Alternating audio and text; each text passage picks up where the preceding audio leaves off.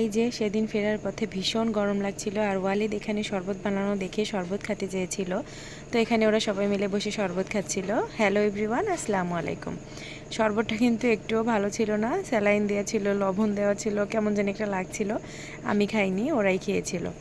আর আমরা এখানে কিছুক্ষণ দাঁড়ানোর পরে এখান থেকে আবার কিন্তু সেই বোটে করে যাই কিশোরগঞ্জ।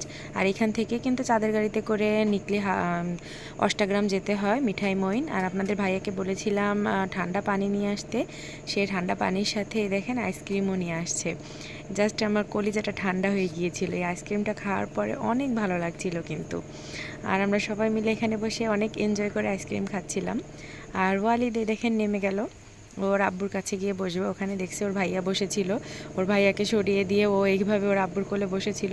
আর কিছুক্ষণ পরে ও মানে নদী হাওরের দিকে পানিতে হাত ভেজাবে, পা ভেজাবে বায়না করছিল। আর আমার কিন্তু ভীষণ ভয় করছিল, যেহেতু দেখেন কি পরিমাণে পানি, বাইচান্স যদি পড়ে যেত তাহলে কি অবস্থাই হতো।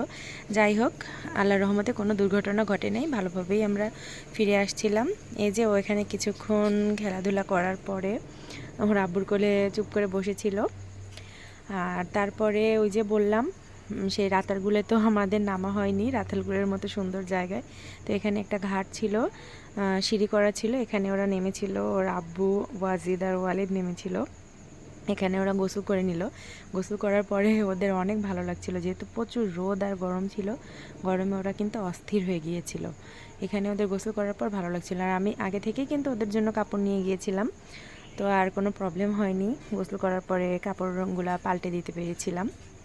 আর এই দেখেন শেষ বিকেলে পড়ন্ত বিকেলটা কত সুন্দর লাগছিল, আর নদীর পানিটাও কত সুন্দরভাবে যাচ্ছিল, জাস্ট ওয়াও, অসাধারণ। আজকের ভিডিও এই পর্যন্ত ছিল। আল্লাহ হাফেজ।